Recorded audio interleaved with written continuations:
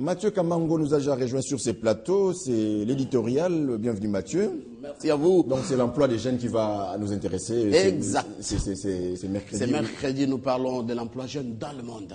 Qui nous intéresse tous. Hein. Exact. Alors, nous commençons avec l'éditorial. Mathieu Kamango. Le monde compte aujourd'hui 75,8 millions de jeunes chômeurs. Les jeunes sont très préoccupés par le chômage et réclament davantage d'investissements pour créer l'emploi dans le monde. Le problème n'est pas seulement congolais, le problème est mondial.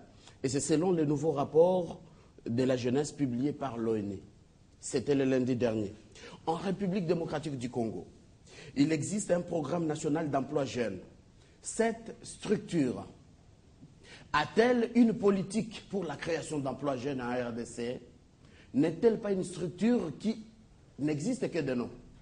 En l'instar de jeunes du monde, en RDC, la majorité de ces jeunes est sans emploi. Aujourd'hui, nous avons une génération de jeunes, la plus nombreuse que le monde ait jamais connue.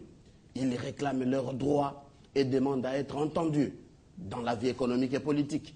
L'ONU se trouve devant une tâche immense pour soutenir l'élaboration d'un nouveau contrat social pour une croissance économique créatrice d'emplois. Déclaration du secrétaire général de l'ONU, Ban Ki-moon. C'était à l'occasion exacte de la publication de ces rapports publiés par le département des affaires économiques et sociales des Nations Unies. Pour la première fois, des jeunes du monde entier se sont exprimés à travers une consultation en ligne. Et leurs déclarations forment les noyaux de ces rapports intitulés « Emploi des jeunes », des perspectives des jeunes sur la recherche d'emploi décent dans une période de changement. C'est mon imitation. Prenez-vous en charge, disait M. Laurent Désiré Kabila ici en RDC. Les jeunes peuvent compter avec les opportunités qu'offrent les emplois verts, les nouvelles technologies et l'entrepreneuriat personnel qui contribuent à donner de l'espoir aux jeunes à la recherche d'emploi. Cela demande le dynamisme pour y arriver.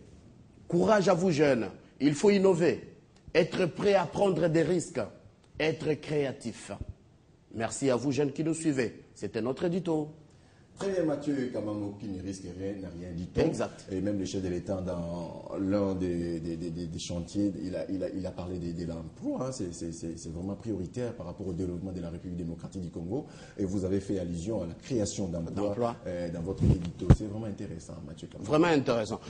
Donc, il faut interpeller un peu les jeunes. C'est comme disait un des présidents américains que vous connaissez, assassiné 3 ans après qu'il soit président, il disait à sa population de ne pas toujours demander au gouvernement ce que le gouvernement doit faire pour vous.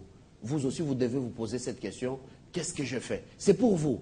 Un autre exemple, c'est le président rwandais qui est dans une solennité, une grande cérémonie de collation des licences dans son pays, qui avait dit il attend de se licencier la création d'emplois, qu'ils ne viennent pas lui demander de l'emploi. C'est ça, au fait, l'essence de management. Et ici, en République démocratique du Congo, bien sûr, le gouvernement a le devoir de créer de l'emploi, mais les jeunes doivent être créatifs. À quoi ça servirait d'avoir un titre académique et de les garder à la maison et de faire seulement une cabine publique? That is the question. Ah, voilà. Merci beaucoup, Mathieu Kamango, pour cet éditorial. Et tout de suite, nous allons prendre Jules Mwamba, Escale sur les nets. À tout de suite.